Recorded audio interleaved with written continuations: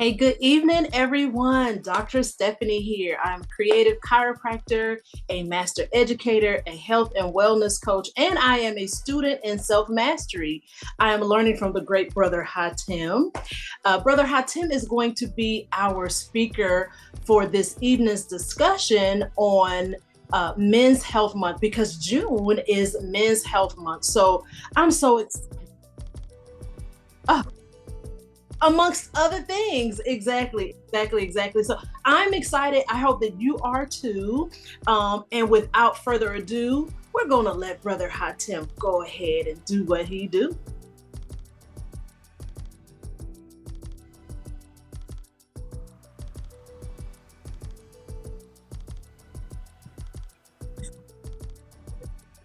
I can hear you. Yes.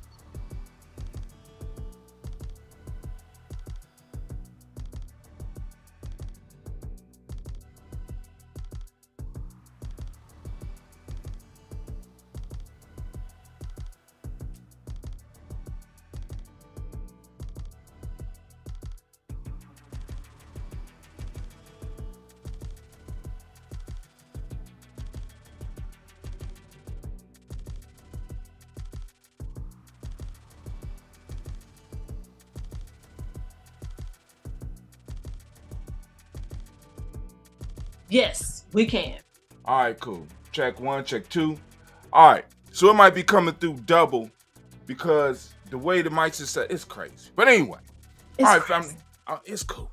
All right, but I just want to make sure people can hear me because it'd be horrible to be the person that's doing the show and nobody can hear me. So I'm talking the whole time and it's silent. So anybody out there that's having problems hearing or whatever, Dr. Jackson, if you could go to Gye-Nyame Journey on Facebook or whatever, make sure that they can hear us. Oh, and I got another option where I can check real quick Okay. when I think about it, and because I want to make sure that they can hear. Because brothers, we're gonna get into it. I want to make sure we have a good conversation tonight.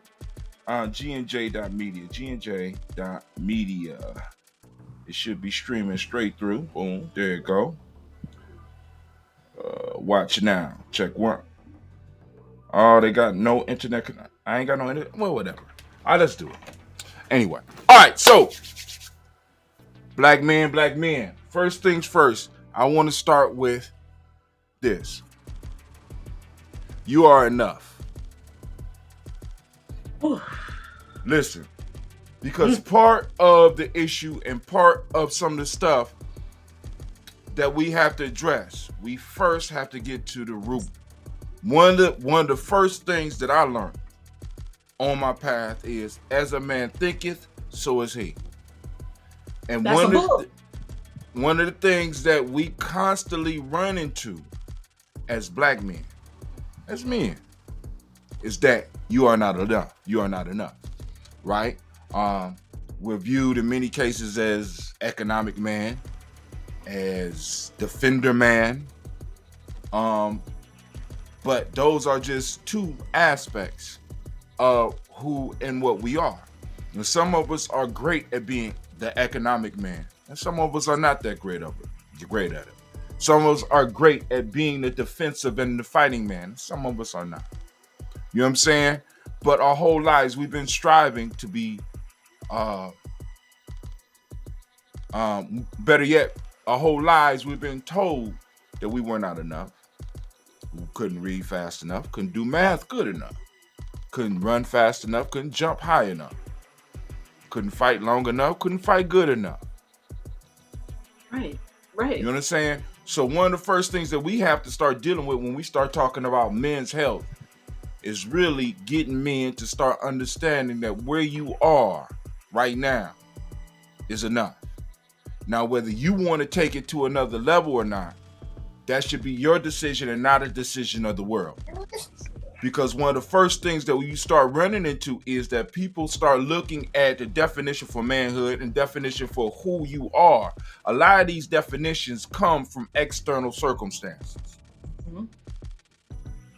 And these external circumstances are designed to make it so that you can never actually reach the mark that they have set for you. Because as long as you are not the ultimate that you can be, you will always need to buy my products. Oh my goodness. I don't think they heard me, right? Right. So we can go and correct the health. You know what I'm saying? We go and talk about the physical stuff because that's what a lot of people, when we talk about men's health, this is what we're talking about. We're talking about becoming slimmer as men. We're talking about becoming fitter as men. But we're not talking about preparing the mind for the changes that we really want to make in our lives. So once again, I start with brother. You are enough. All right? So let's start it right there. Any questions or comments before I go any farther? So I have a question, Brother Hatem. Or comment. Go ahead. At what age or stage in your life did you realize that you are enough? When did that dawn on you? The idea or the reality? Both. The reality, I'm still working on. The idea, I ran into my late 20s. You know what I'm saying? Because it's how can I put it? Because to talk about it as if I have arrived, right, is not what I'm meaning to do. What I want to do is let people know that this is a constant and never-ending process. Because there's always going to be, because how can I put it? The society we in, this Western society, is like a virus, and it adapts, and it changes. I mean, because I want y'all to just think about the concept of manhood and how much that shit has changed just in, if you are over 40, I want you to think of how different manhood has become from when you was young to where we are right now. You're right. Men, and when I was younger, men never strove to be pretty. We got men now looking better than women. The agony. No, but I mean, so, and I'm not saying that's not, but what I'm saying is that it has changed. So the idea, right? The idea of manhood has been colonized, and we're trying to keep up with an idea that is outside of our culture, which totally makes us unhealthy. So once again, I could take all the vitamins, I could do all the exercises, but if I do not change the mind state, you know what I'm saying? I just will live a long, unhappy life. So regardless of how healthy your body is, if your mind is fucked up, so will your life be. Absolutely. You said it, right? You said there's a book, As a Man Thinketh, so is he. So is he. Right. Absolutely. Right. No, there's a little, it's a little teeny weeny book. It's a little tiny book. Right. But it is what it is. Anything else? So you said that you came upon, you said in that my late 20s. In your late 20s. Right. It came to you in your late 20s, but that I'm it still is working a it's a constant piece. Because It's many of us want to live life like there's a final solution. Ooh. You understand what I'm saying? The only thing guaranteed is death. And how can I put it? And many of us, we had this illusion that all the answers at some point in time in life, all the answers will be laid out, or we will reach that point where we have all the answers. But it's not that. The best we can do is the best that we can, right? Live our life to the best of our ability, right? Once again, grabbing control of the mind and start learning how to use it to define some of the things around us. Because like I said, many of us are living lives that are not even ours. Our lives have been totally defined by external circumstances. Whether those external circumstances is this system that we live in, the idea of white supremacy, the idea of what women tell you a man is supposed to be, the idea of what your friends tell you a man is supposed to be, and even who and what you are have been defined, if you have not taken time to do an internal inventory, have been totally defined by external circumstances. So how can you ever be healthy?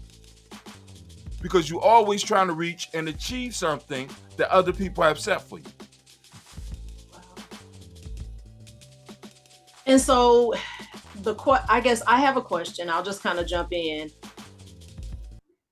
The idea is that we are enough. But Brother Hatem, of all the things that you just mentioned, it would seem to be totally impossible to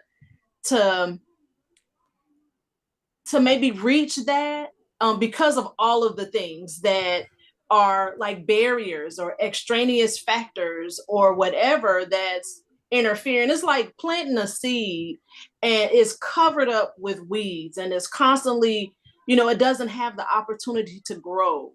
How do you grow in a situation where it seems that the odds are against you? Now, part of that is one, defining who you are, taking time to do that personal inventory. You understand what I'm saying? Finding out who and what you really are, rather than accepting what you've been told.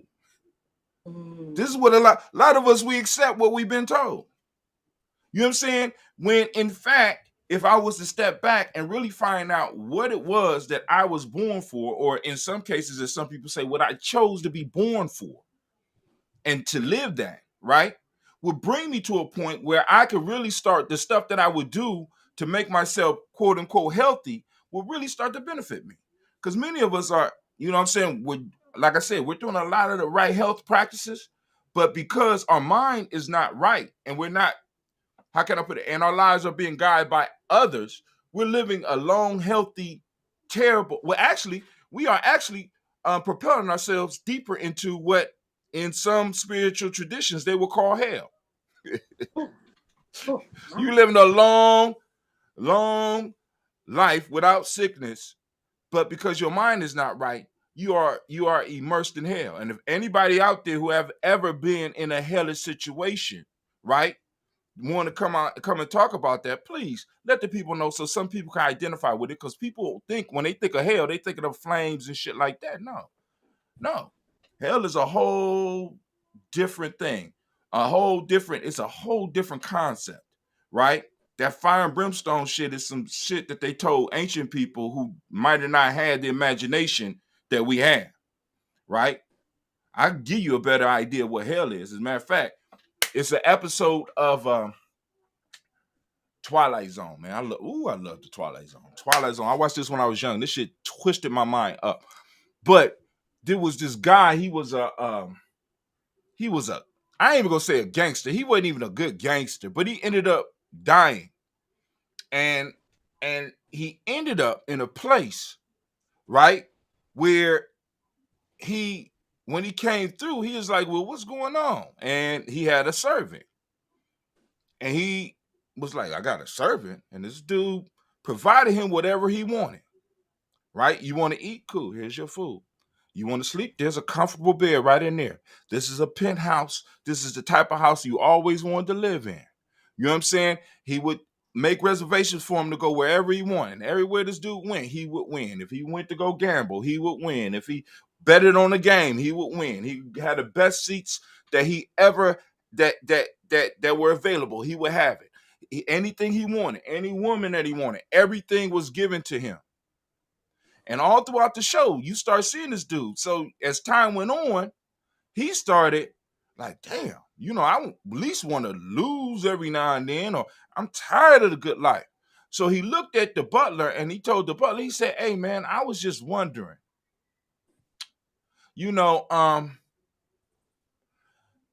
this is kind of boring. I kind of want to go to the other place." He said, "What you mean other place?" He said, "The other place." Oh, he said, "Sir, what makes you think that this is not the other place?" Ooh. So all the time he was getting everything he wanted, guess where he was? You don't know? He was in hell. Wow. He was winning. He was getting everything he wanted. He was living the lifestyle that he wanted. He got everything that he desired. And after that, he was dissatisfied. So all the time he thought he was in heaven, he was actually in hell. And this is like 1950. This is TV 1950. But you know what I'm saying? The whole idea was, in order to really be healthy, sometimes, well, I ain't gonna say sometime, you gotta think outside the box of what they give you in this society. Because this society, in many cases, what they call healthy is actually mentally ill. You have to accept mental illness and have to be able to operate within mental illness. Wow. And in a lot of professions, we got to spread the virus of mental illness because we got to teach people how to deal with within a mental ill situation as if it's healthy. Whether we're talking about schools or we're talking in the hospitals, or I mean, this shit is crazy. And it's like, it's almost like, those of you that are comic book people, it's almost like we live in a bizarro world where everything is flipped upside down and backwards. And it's like, I'm like, damn. Right? So then we talk about men's health. Like, for example, we talk about, I call June a slutty, I call June the slutty month. Oh, wait a minute. Why? Because June got too many loyalties, and a lot of them kind of cross. Is it Black Man's Health Month or Help Man's Health Month? It's to be Men's Health Month. It's Men's Health Month. It's also LGBTQ month. It's also the month with Juneteenth. I mean, it's like, come on, man. June. They done made Father's Day. Right. Come on now. We got all this. We got a lot of male-centric stuff, and it's kind of all like kind of confused and crazy and shit. It's a slutty month. I'm sorry. He or she, whatever June is not right. He or she is very loose. Well, so would you say, Brother Hatem, the first step of men's health is mentality? Oh, hell thought, yeah. Yes. thinking. Yes. And so what are some practices then that can be put in place for men to be healthier mentally? And then another question is, how does that, I know it seems like a lot of questions, but how does men's mental health impact them and his family? Oh God. All right. I mean, now let's take that. If a man is not mentally healthy, how can he produce or even add to a healthy family? If one of the partners is mentally unhealthy, how are you going to create something healthy from that? Right? Because in math, we know a negative times a negative. I mean, a negative time, well, actually, according to math, a negative and negative will make a positive. But if you take a negative and a positive and you multiply them, you get a negative. You bring them together. You know what I'm saying? So, if I'm not healthy, how can I produce health? How can I help the mind state of my children if I'm unhealthy? Because especially if I have boys, for example, this whole myth of, do you know where the idea of laziness comes from? Somebody that's out there in on Facebook or whatever you on, let me know if you can hear us. And if you could repeat that, Dr. Jax, because they might not be able to hear me. So the question is, do you know where the idea or the concept of laziness came from? Oh, no, I ain't talking about that. Just make sure.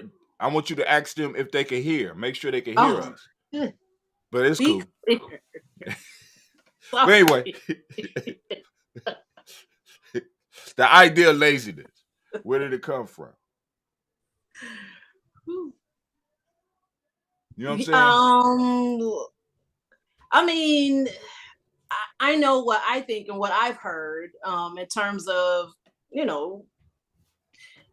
Blacks being colonized. Yeah, exactly. Okay. I mean, it's a Western concept, right? Okay. It's a sin to be lazy, right?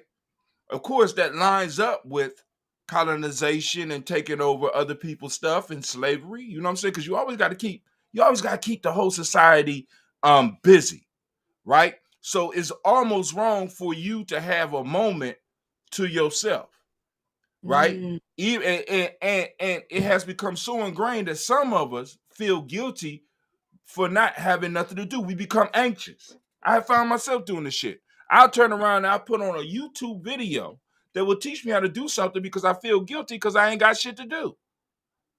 Or I will have other people in my life who feel that because they see me not doing nothing, they feel they need to put something in my life. Yes. How many of y'all got people like that in your life? If you got people like that in your life, raise your hand. Oh, you don't seem busy enough. I think I need to put something Right. on you.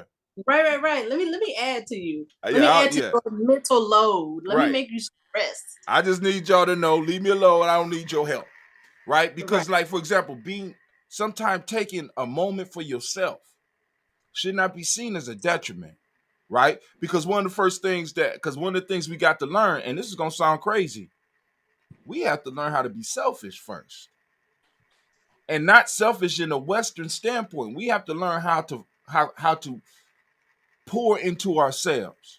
How can I help my family? How can I help my community? How can I help other people if I am empty? In this society, we talk about giving it all and pouring it all out. But how can you help people if you're empty?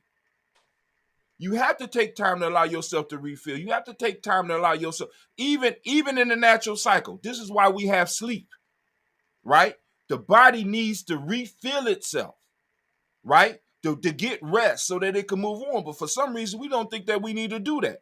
We think that the sleep is enough for us. Sometimes during the day, we have to pull back, right? Because the mental aspect of what people don't even realize how much energy thinking and fretting and doing some of the stuff mentally we do. We don't even realize how much energy that shit takes.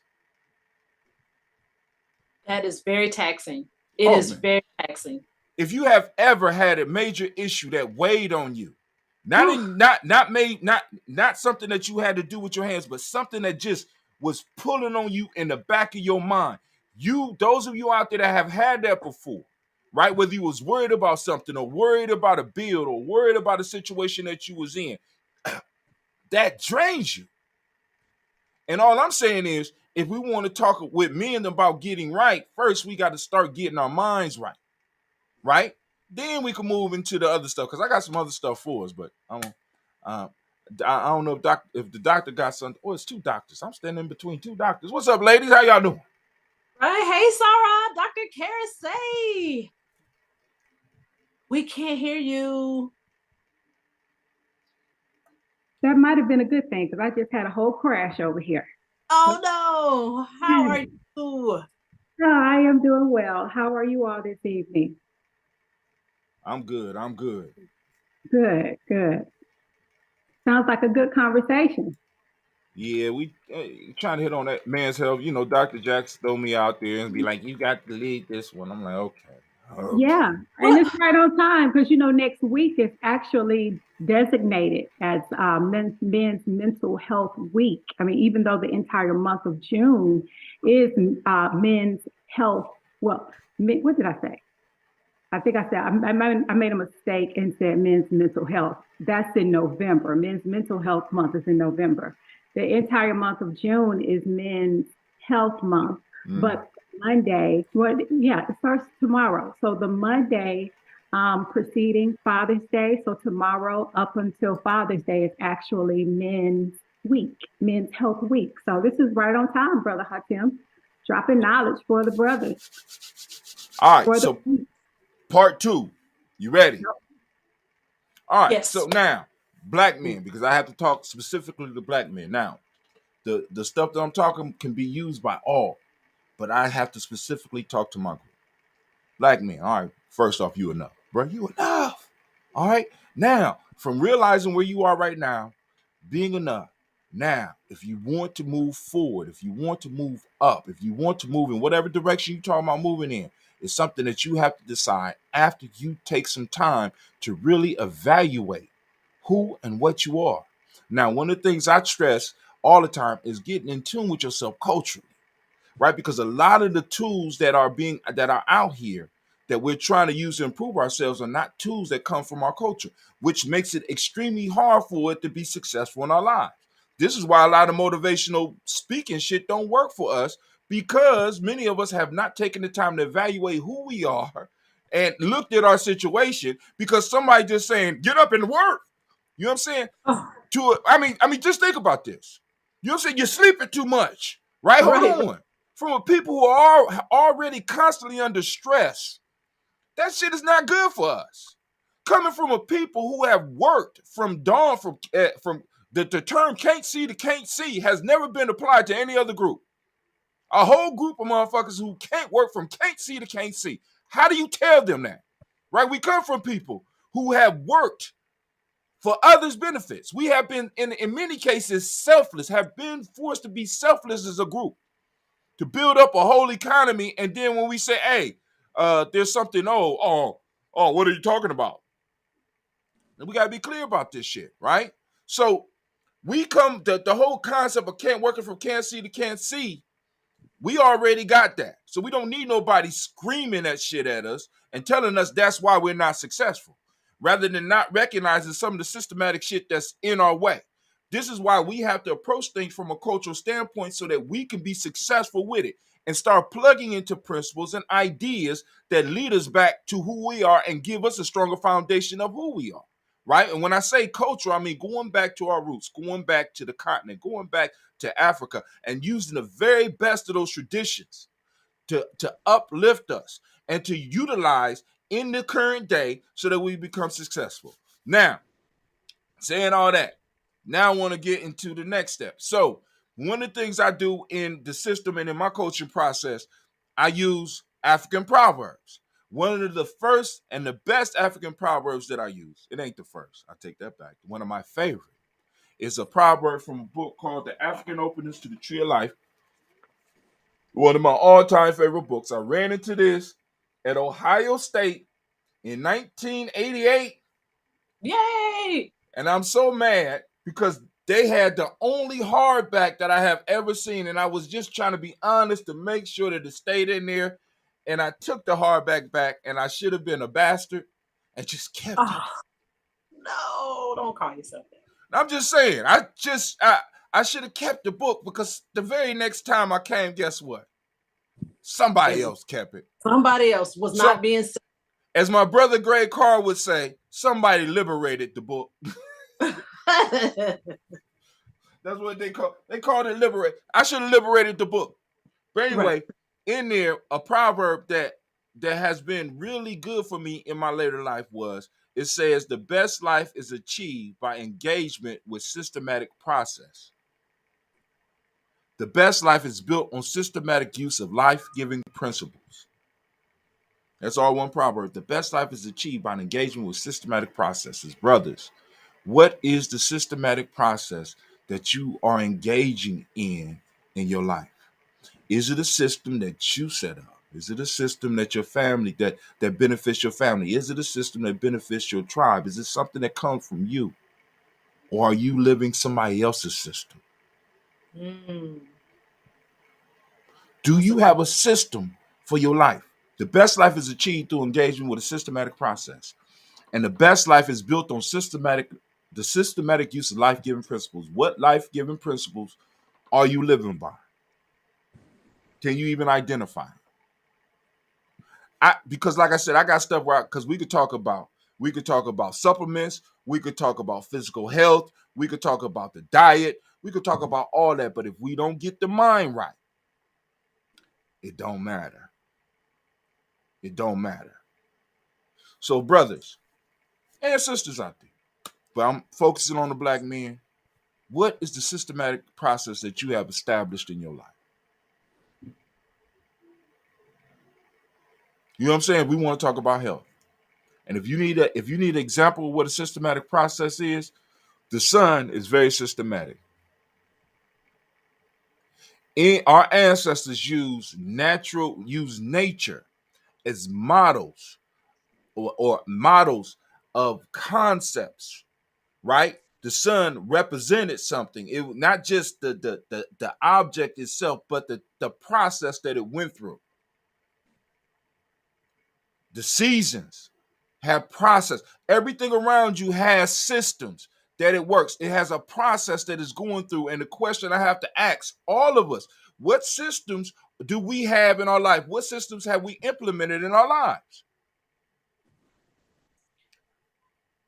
And to jump right in, I think it all goes back again to what you said in terms of our mental in terms of our mental thinking. So if you don't know how to employ a process or a system, if you don't know what a system is, if you don't have those support to hold you up in your system searching or whatever the case may be, how is this possible?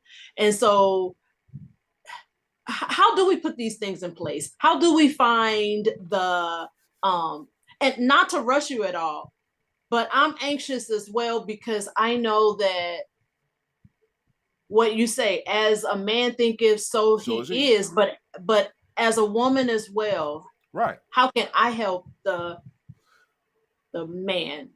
Now, first off, now check this out.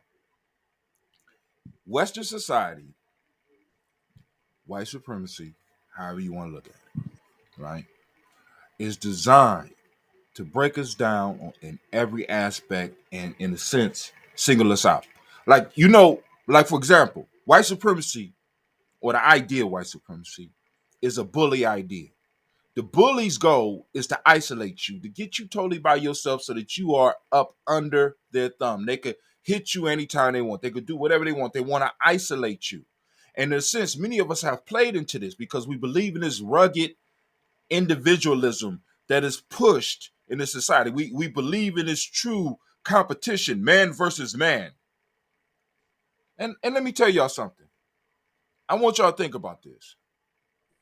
That individual bullshit that they're pushing is the biggest lie that you have ever heard. I want you to name one person in Western society that made it to the top all by their goddamn selves.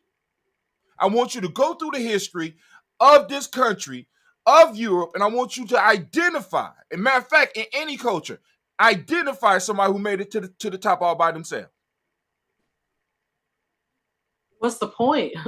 What's the point of being there by yourself? It's not possible. Exactly. It's not possible. You have to build up on somebody. You got to have some type of support. So one of the first things is for men, we have to start, in a sense, surrounding ourselves with groups of individuals, with other individuals, and form groups that are of like mind. Mm-hmm. We are naturally tribal. We are naturally social beings. And many of us, we're trying to get in shape. We're trying to lose weight. We're trying to get healthy. We're trying to be happy. And we're operating as individuals when that has never brought any happiness or any security or any success to any other group, any other person in the history of the world. See, because because let's even take it to some of the conquerors. How many people believe Alexander the Macedonian marched across West Asia, into Middle Asia, into Africa, into East Asia, all by his damn self?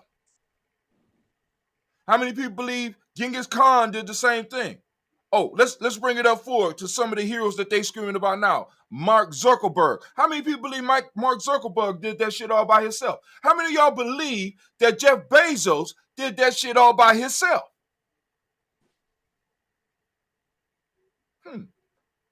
So what make you think that you could do the same thing? And you're putting yourself under a lot of pressure, which causes stress, which once again goes into messing with your mental health because you're trying to do something that you are not designed to do. We are designed to achieve as groups, not as individuals. We are designed to prosper as groups, not as individuals.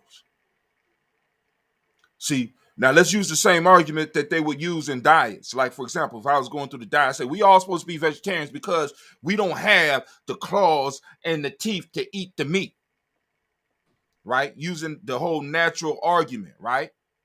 In that case, let's think about it. In that case, let's move it away from the diet. Let's move it to lifestyle. As human beings, we are the worst built being for surviving as an individual in nature. If you was to take away all this shit from human beings, you could not compete with a house rat. A house mouse will outdo you. If it get cold, the house mouse got fur. You understand? You don't. We thrived as groups. We dominate the world as groups. And all of a sudden now, when it comes to black folks getting success, I'm supposed to believe that I'm supposed to do it all by myself. Let me tell you what happens when you do it all by yourself.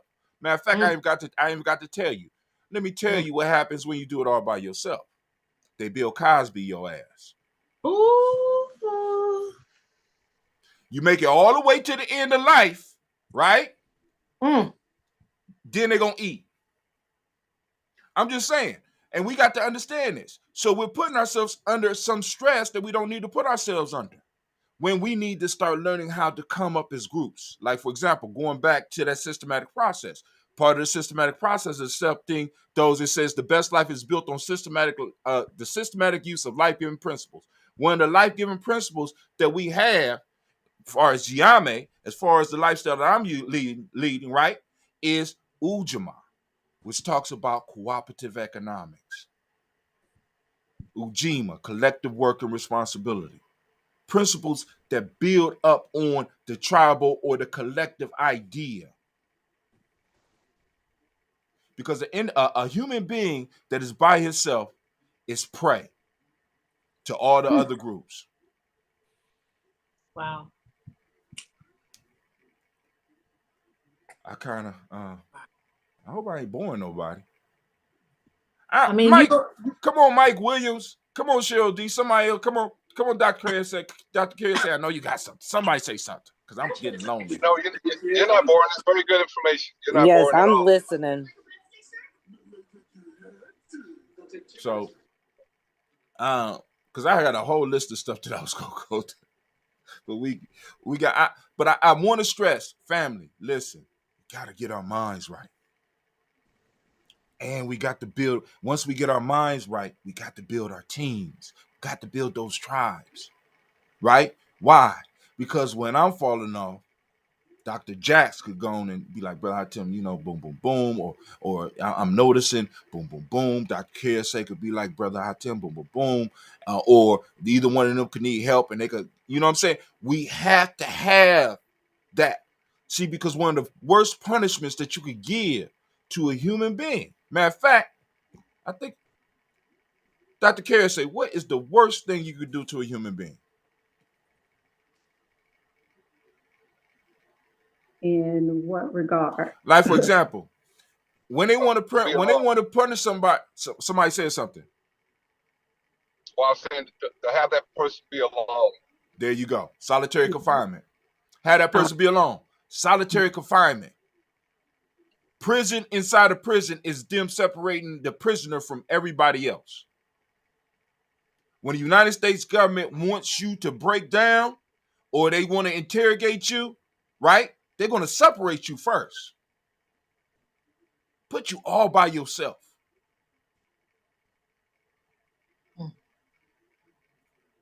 But yet, we build lives that are totally lonely and wonder why we're not happy.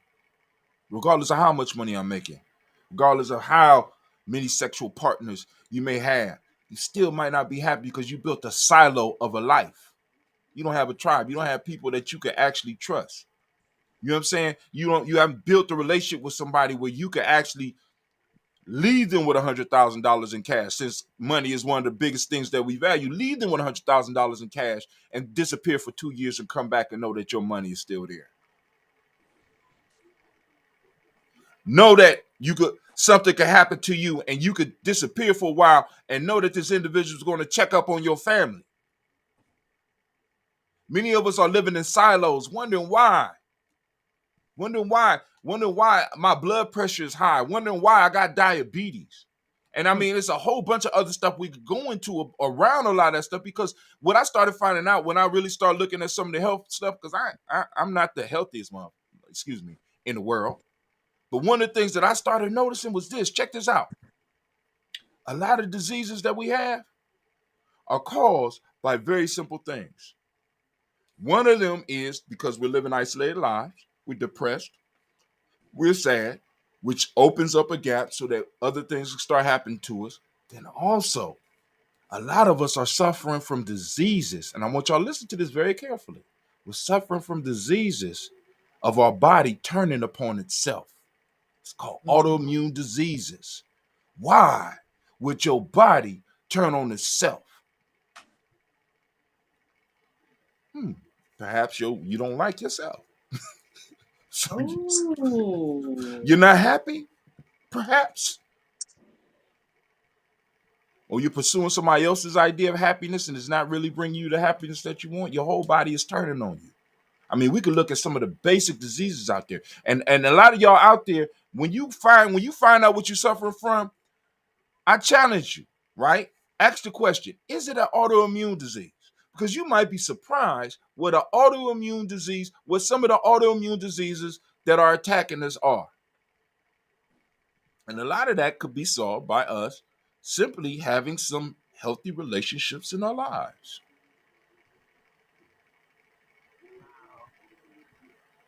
So first, then, Brother Hatem, it is definitely that we need to, I guess maybe to summarize, first, it is definitely that we need to address the mental, the emotional, the psychological.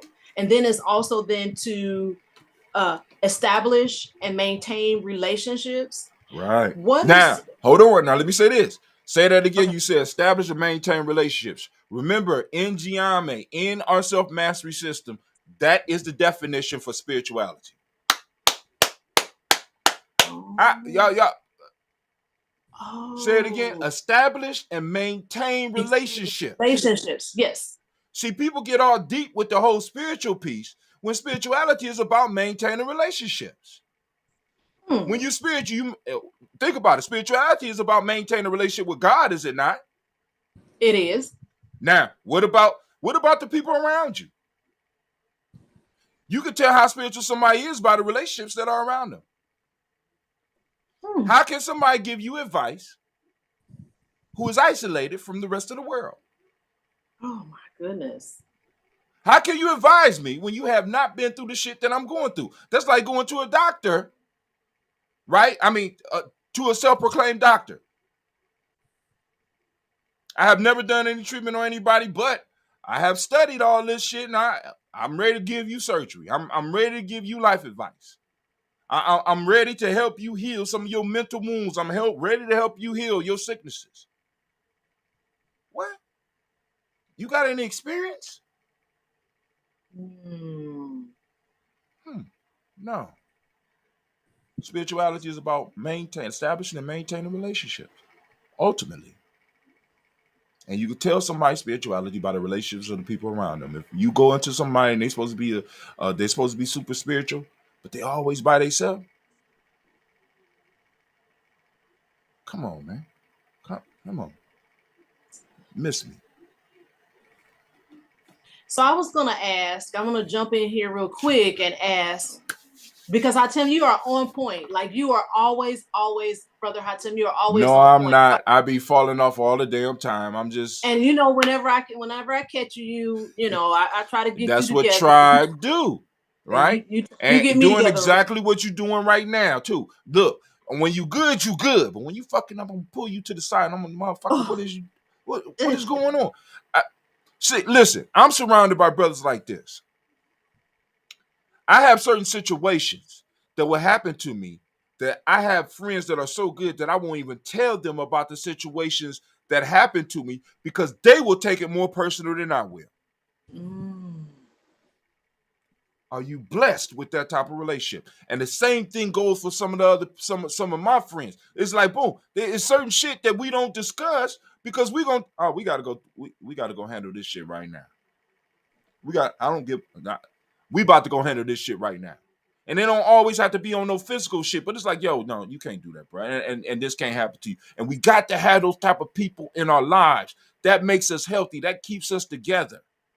Because they love you so much, they recognize your value, and they want you to recognize your value. And until you realize how valuable you really are, right? Until you realize it, you cause everybody else around you to suffer. When you're suffering mentally, your group around you is suffering mentally. When you are receiving lack, your group around you is receiving that same lack. We feed off each other. We develop it's a concept in the mind of principles called reciprocity, right? That also fits into Ujamaa. Ujamaa is connected, or Ujamaa cooperative economics is connected to reciprocity, right? At least in our system, now, because I can't speak for everybody. But reciprocity is about what comes around goes around, right? So if I'm surrounding myself with a healthy circle, right? We got energy, we got healthy energy flowing between us. We got healthy deeds flowing between us. So when I do something, because now this is how you measure your circle. If you are in a circle where you are constantly just giving out, and you don't receive, that's not your group. You need groups where reciprocity is happening. That's what a relationship is about. A relationship is where parties are pouring into each other, and it causes a healthy cycle to flow. I give, they receive. They give, I receive. You understand? And it don't always have to happen in that order, but you know that it's going on. Right? And as the circle start expanding, y'all start seeing the blessings start flowing. As Black folks, we kind of broke that down within our community, and we have a unhealthy reciprocity relationship with white capitalism. I hate using the term supremacy, but what else? I wanted to jump in real quick, Brother Hatem, and ask anyone that is here on the Zoom call, excuse me, anyone here that's on the Zoom call that has a question of Brother Hatem based on what he shared so far. I know that one question I have is like, what steps, like, I have a brother, right? I'm just using say, if I have a brother and I want to make him aware of how important his health is and to start with his mental health, are there any steps that, like, how can I start off that conversation maybe? How can I introduce him to, or is it me as a woman that can do that? Would it have to be someone else? But before you answer that, we have someone that's just joining us, and I'm wondering if it is, let's see, Pixel 2. You know it. Who is this? This is Brother Brown.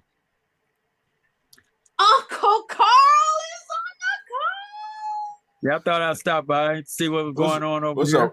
What's up, Bronk? How you doing? I'm all right. How y'all? I am so blessed now.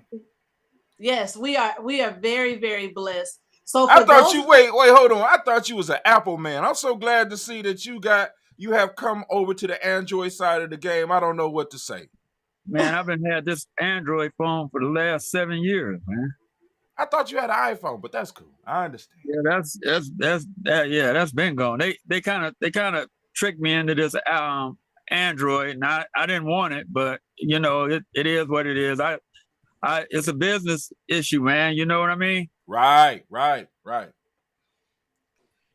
Well, everyone, this is Uncle Carl. I have adopted him as my Uncle Carl, but this is actually Brother Hatem's Uncle Carl.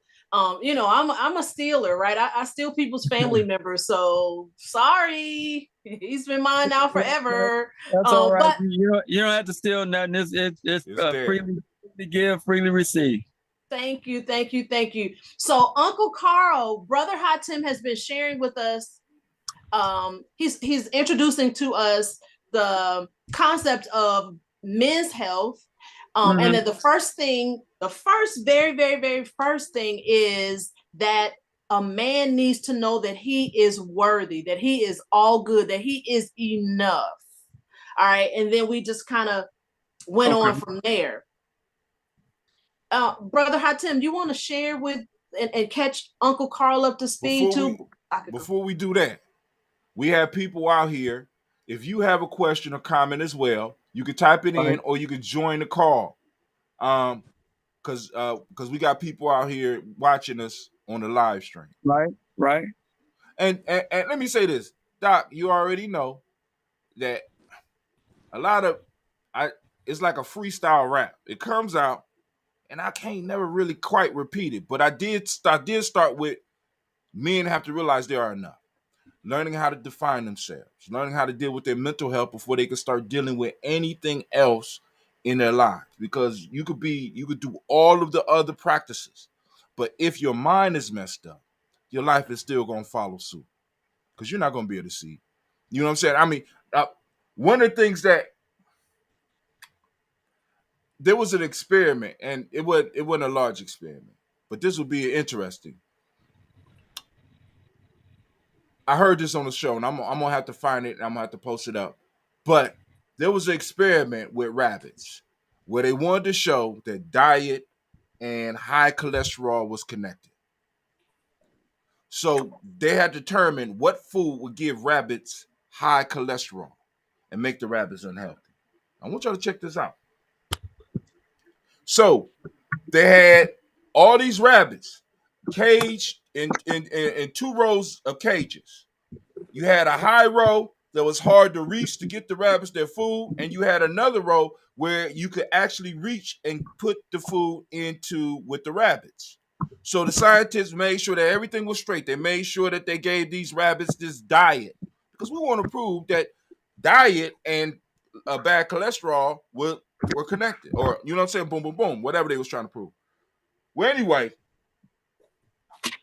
they did the experiment and they did the numbers, and they started looking at it and they started noticing that the rabbits at the top all had high cholesterol, but all the rabbits on the second row didn't have the problem. They was eating the same food, but they didn't have the high cholesterol. And they said, well, wait a minute, hold on. This is strange. We got a whole top row up here that's getting the same food as the whole bottom row. What is the difference? So they had to go through, all right, so they go back and they check in to see, well, is there something different in the food? No, there's nothing different in the food. All the food is the same. You know what I'm saying? What's going on? So then they said, all right, cool. They start identifying what was different. So they looked at the experiment as it was going on, and they started noticing that the assistant that was feeding the rabbits, because he couldn't reach the top row, was hard to reach the top row, he would just put the food in.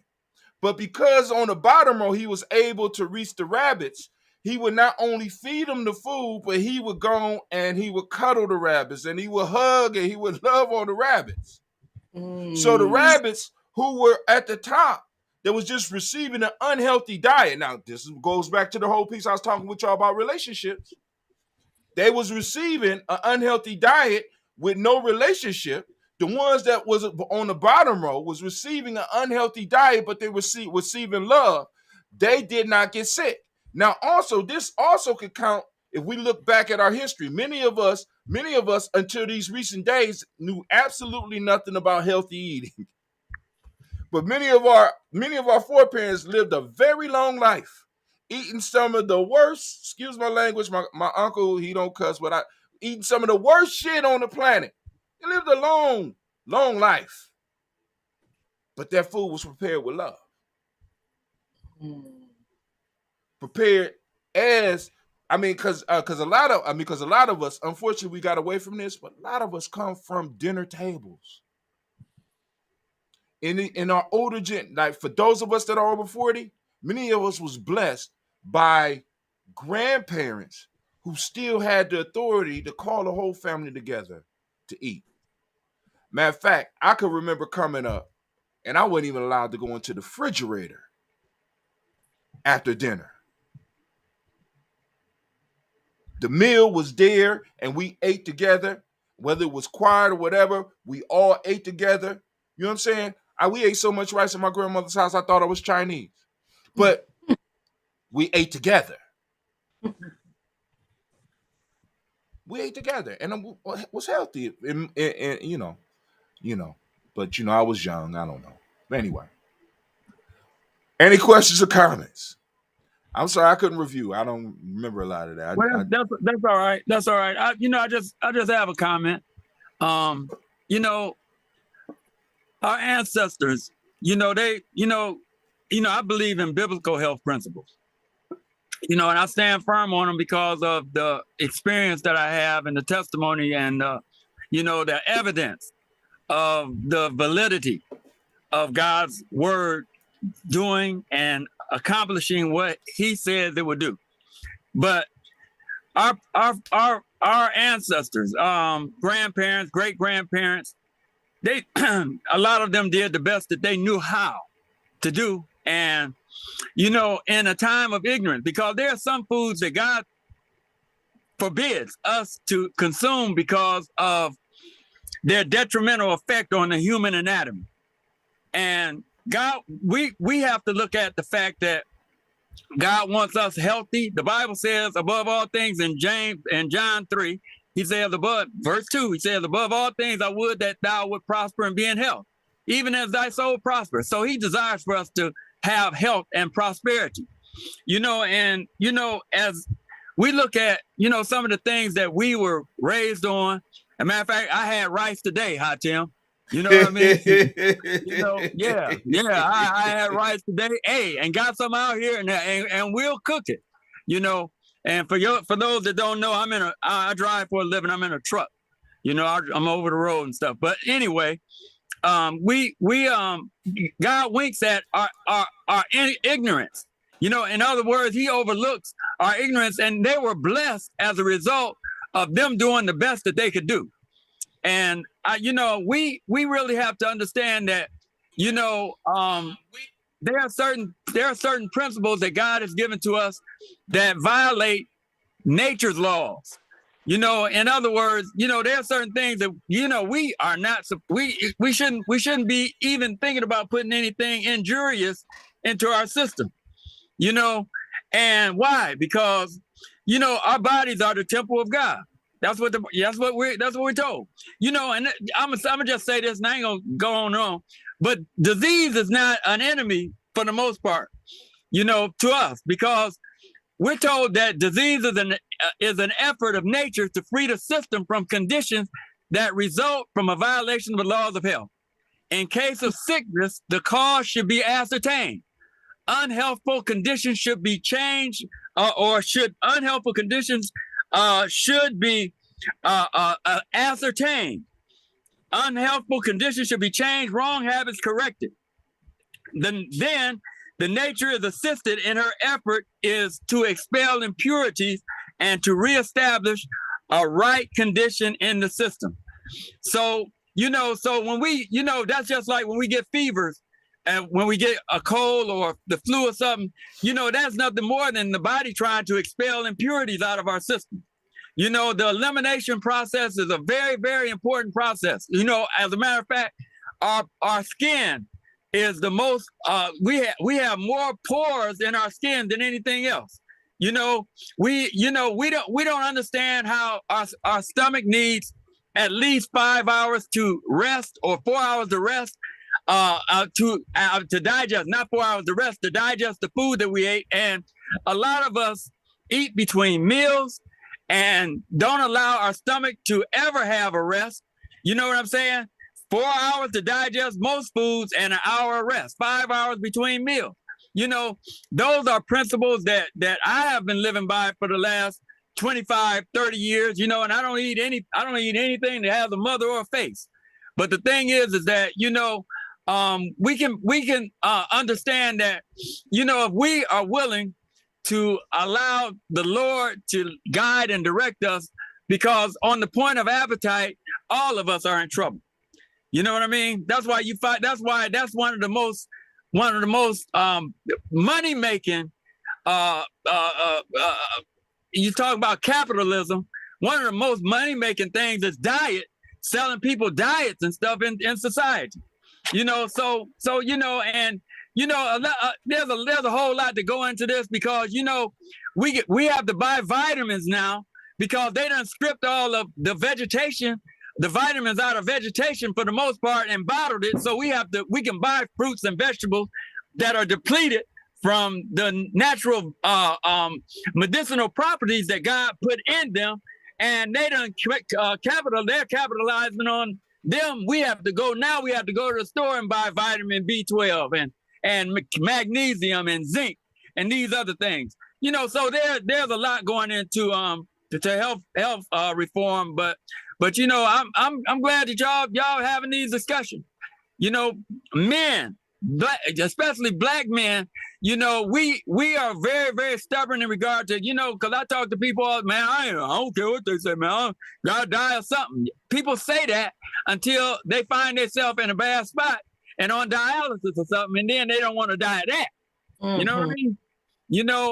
But when we get to the point where we looking at how, we can do all things through Christ. If we ask God in prayer, to enable us to overcome in the little small points, then we can have victory over the other things that God is trying to give us victory over. And it's a battle in the march all the time. None of us have attained, to the perfection that God would have us to have, but we can have confidence that He who has begun a good work in us will perform it until the day of Jesus Christ. Mm-hmm.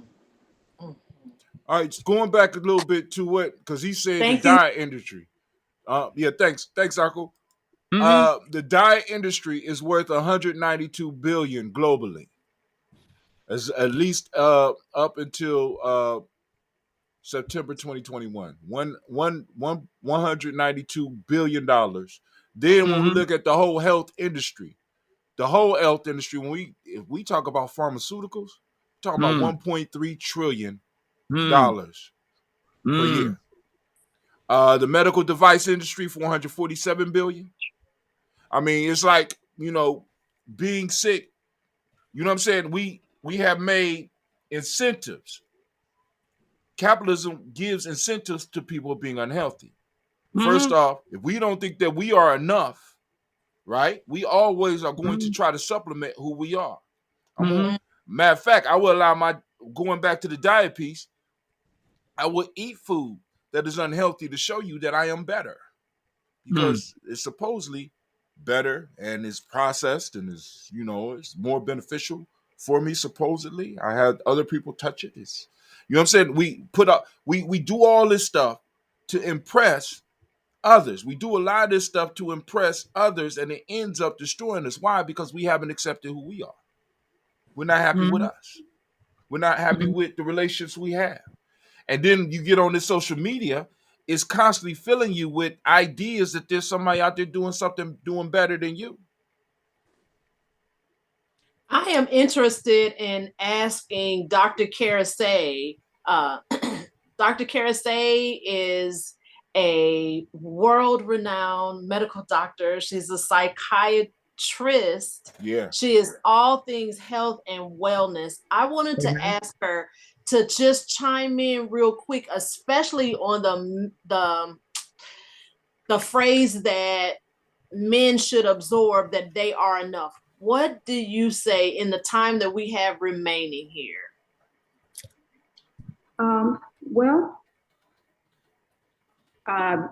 Certainly piggybacking off what our brother Hatim said, what happens internally, because what happens internally is so detrimental because, out of a preponderance of the heart, the mouth speaks. You have to believe it first. And when we talk about health, just across the spectrum,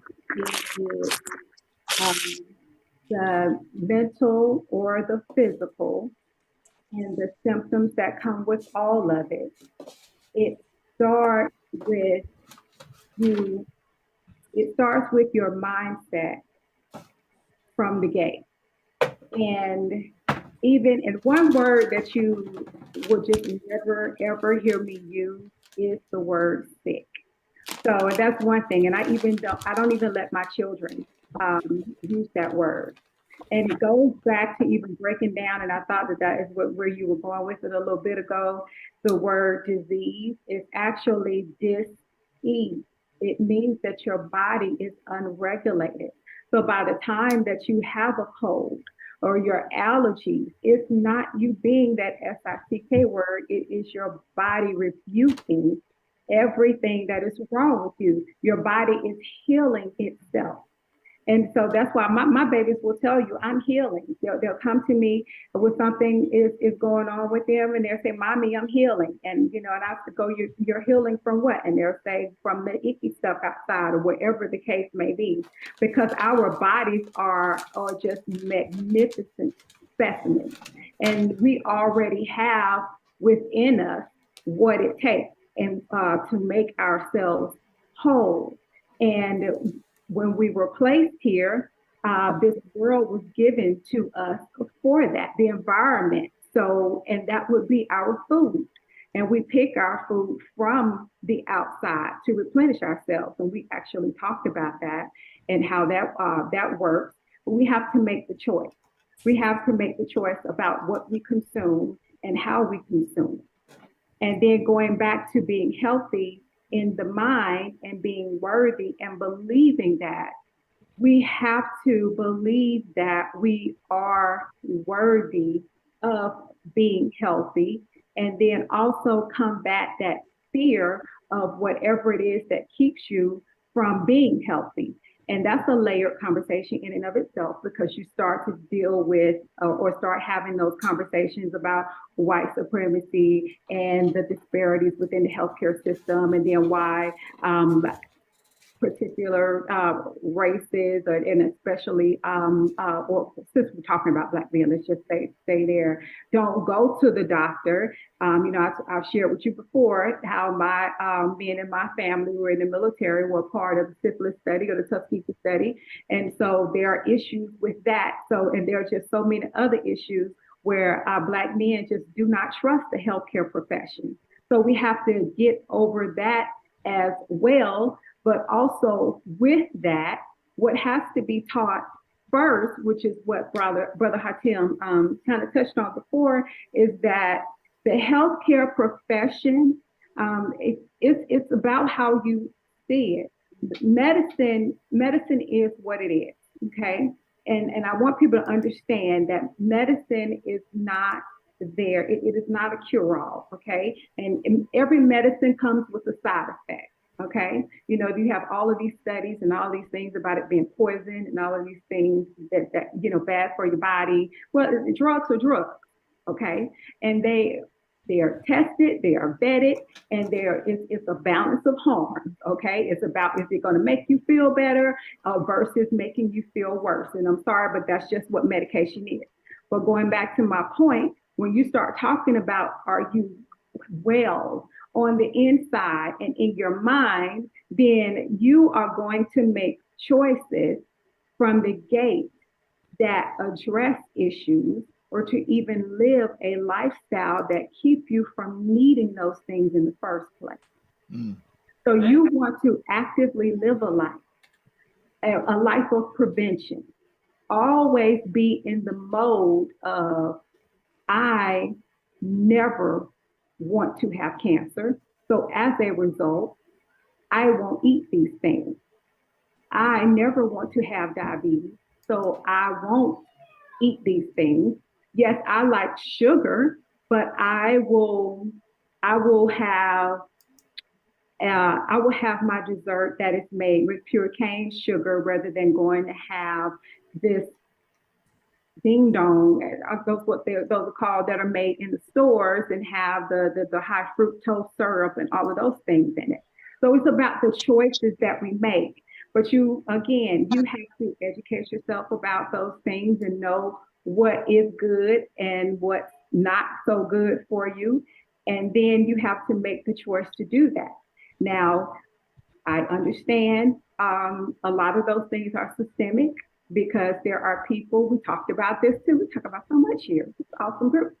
We talked about how there are food deserts and some things our people just don't have a choice but to eat those things. However, Brother Hatim, you have these great groups and great resources, and you're very good at teaching people how to build community. And the other couple that's on here, and then that is where you all step in, especially as men working in the community to galvanize other Black men to again, galvanize the community to change what comes into the community, thus changing what is sold to the people in the community. So there are just so many things that that can be pulled and gleaned from all of that. But you gave a lot of great information, Brother Hatim. My only thing, I really do want you to put your information out. I put in the chat for Facebook the book that you held up. But if you could put like how, because with the information and the suggestions that you gave, I think it would work better if you could piecemeal it and then show brothers how to do that. I mean, it sounds great, but it's that first step. It is knowing how to do it first, and then the implementation is its own beat. Right. But there's just a lot of the brothers who just don't know how. They want to, they have the heart to do it, they have the love for themselves and their community to do it. They just have no idea. And then they just also do not know that there are other brothers out there just like them, like-minded brothers, and they don't know how to bond with them and rally them in. So I think if you could touch on that, or even just put your information out there so they can contact you at a later time. I just put up, because I got a free e-course, but that e-course allows people to get on the email list. And on the emails, says free GNJ, free GNJecourse.com. That's free GNJecourse.com. You know what I'm saying? And it walks you through that the whole cultural piece, the talking about the libations, talking about the 7 principles of Kwanzaa, talking about how to utilize that in life. But then also it presents opportunities to have conversations and find out some of the stuff that we're doing behind the scenes and help you do what we call tribe building. Because all of us, because like the internet is cool, but sometimes we need to see people in person. You know what I'm saying? So that we could surround ourselves with like-minded people. That is a very powerful thing. Because nowadays they tell us you shouldn't do that because you got echo. You're in an echo chamber. Sometimes we need to be in an echo chamber. You know what I'm saying? Sometimes we need to be in an echo chamber. Sometimes I need to be. This is why we have churches. This is why we have fraternities and sororities. We bring groups of people together. We've been doing this since the beginning of time, right? So now we need to really start utilizing this. And some of us, we are involved in what I call it a tribe, but some of us are involved in it and we're not even plugging into the power that's there, right? So boom, how do we do that? We can start having conversations about that. I can help people figure out how to do that. You understand? Because that's one of the things that I have been doing my whole life. How do I take what I have and generate something that I need and something that can help other people? Basically building tribe. That's what I do. And I can help you do the same and improve your life in the process. I ain't guaranteeing to make you rich, because some people out there, we're not on that get rich quick shit. We on how can I build community that can help others. And because really one of the things that's crazy is because at the beginning I said some of us need to learn how to be selfish. Learn how to work on us. But the reason I say that is because ultimately, once I'm able to really start feeding me and really start taking care of me, it makes it even more possible for me to really start helping other people. Right? Many of us are drowning and we're trying to pull people up. Mm-hmm. I'm drowning, I'm up underwater, I'm trying to pull you up. Mm-hmm. Come on now. I'm out of oxygen. I'm trying to put your mask on. No, let's work on us, right? Let's do that personal inventory so that I know where I'm at. So that once I'm able to help me, I'm able to recognize some of the stuff that other people are struggling with. Because I got so many struggles that You know what I'm saying? I can recognize when somebody might need something because they might be struggling like I struggle. Mm-hmm. Mhm. Absolutely. I'm glad you brought that up because it is, and that's why language matters because it's not, let's say, how did you put it? It's not selfish. Self-care is not selfish. And so that is what leads to the anxiety that Black men face, and that is what is the impetus of that whole strong Black woman thing. It's nonsense. And so when you take care of yourself, what other people get is the overflow. People are not supposed to get a part of you, be it in relationship, be it in parenthood or anything like that. You walk into whatever situation that you are in as a whole, entire, complete person, entity, being, spirit, whatever you choose to call yourself. And if you could just think of it as just a cup, and you are every day, you have to feed yourself with whatever it is that makes you whole, whatever your spirituality is, your emotional health, your spiritual health, your physical health, those three important pillars, and you fill that up so that when you do encounter everything else, what people are getting is that overflow. So then in that way, you are actually capable of helping people. And then understand that if your cup isn't full, and even when you are encountering people who are in essence trying to help you, and then you notice that their cup isn't full per se, then you need to back away from that, because understand that something may be going on with that person, because what they're doing is that they are using you as a distraction to not deal with their own stuff. Oh, Because me. if they're not together, then they don't need to be in your business. Mm. You know, that's not a read. I seriously mean that in the most loving kind of way, because you can end up doing more damage to a person than you will helping them. And Mm. honestly, and I do believe the best in people. And I know that, because I'll be honest, for me, I stepped away from practicing for about a year and a half, and I taught. And for a year and a half, I stepped away from my practice and I taught for a year and a half because it was my son being born premature, my mother passing away, and my divorce I filed in 1 year. Oh, And I just wasn't ready. oh my. And so I knew that for me, I needed that. I, Mm-hmm. I needed that. And so, yeah, my education is still there, but I just knew that emotionally Right. needed to be fed and I needed to be taken care of. And I'm real with myself about that.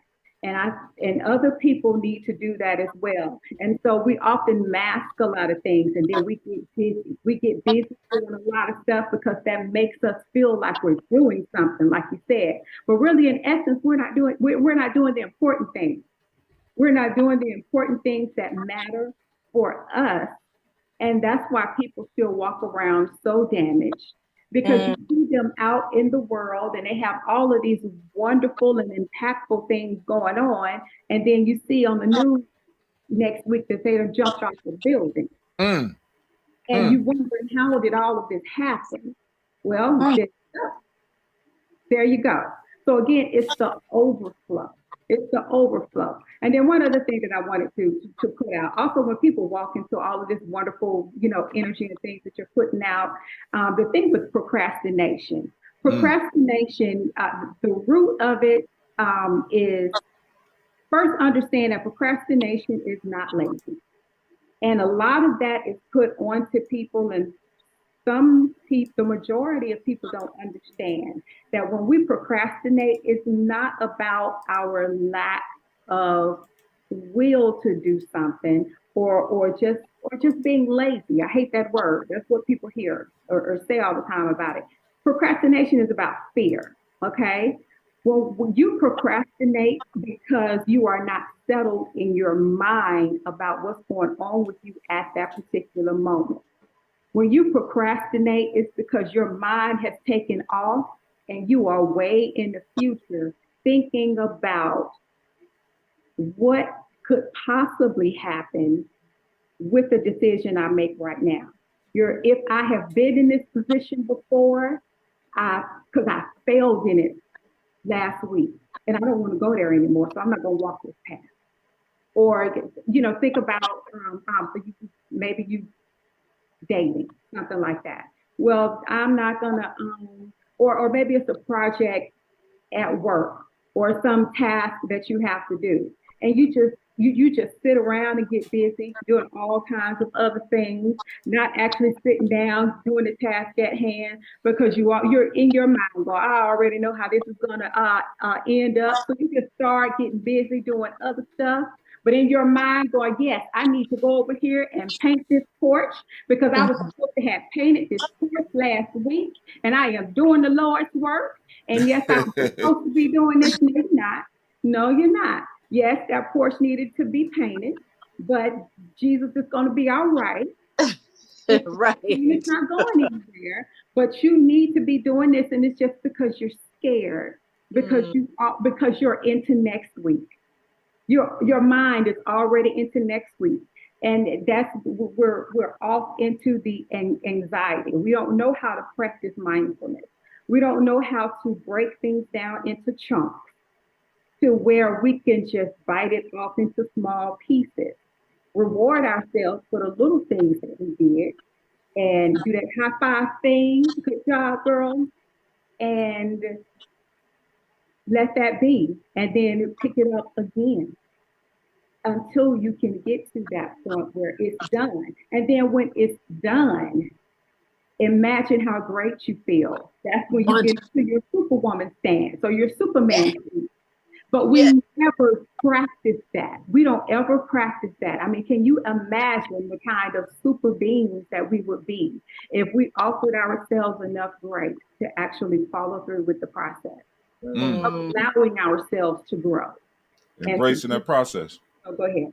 No, I'm just saying embracing that process. And because when we because we do a show, I do a show called The Daily Toast.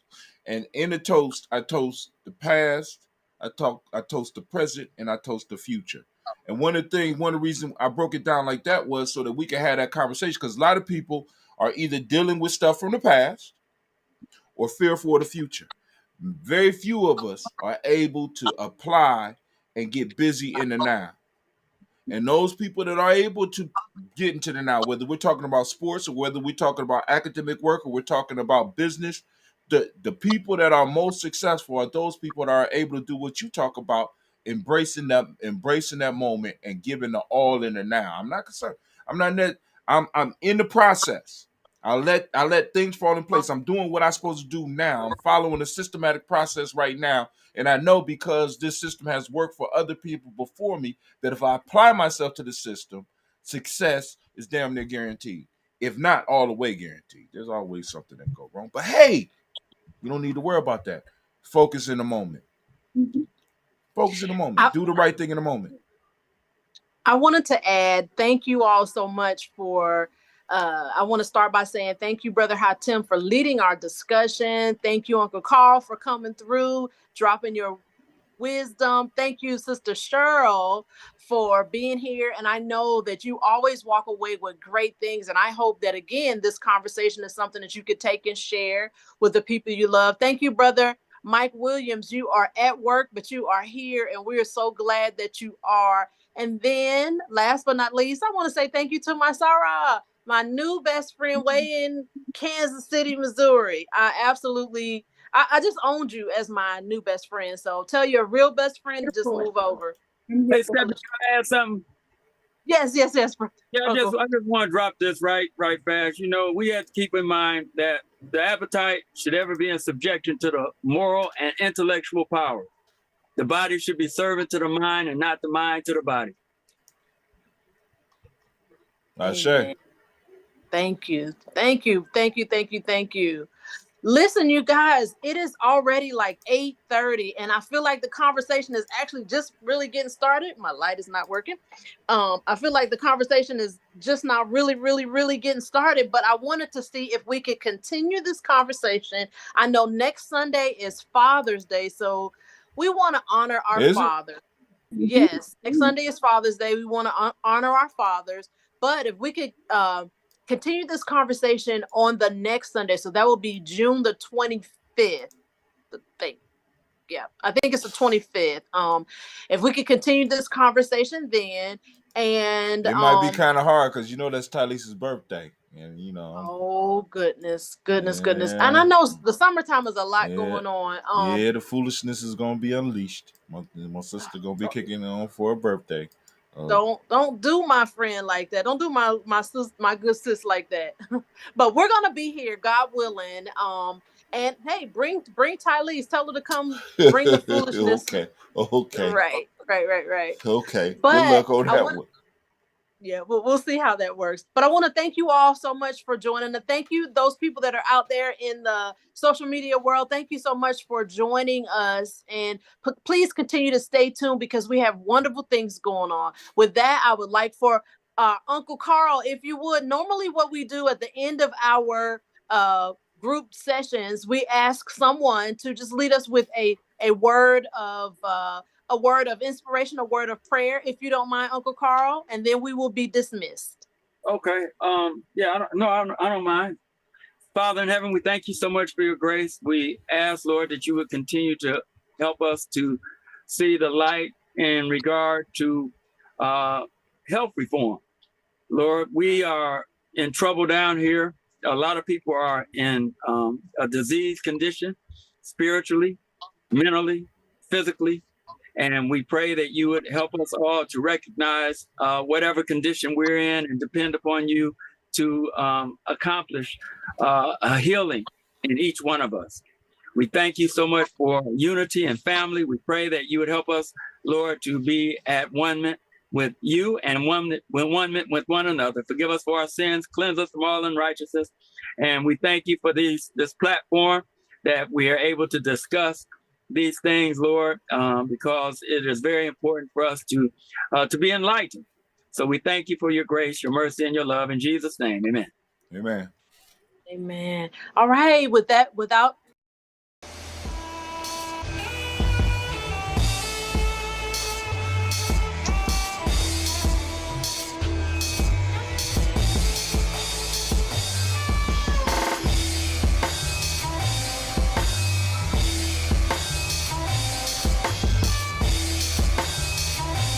Peace, family. Yo, thank you for joining us. Right? And I'm thrilled to announce the fact that we are now releasing our first free e-course. Come and learn about Gye-Nyame journey, see some of the stuff we do. Come and join the tribe. Tribe up with us and check out the free e-course. We'll make sure that the URL pop up right about here. And it'll probably be somewhere in here. Check us out, family, because we are building. Come and learn about Gye-Nyame journey, and let's build together.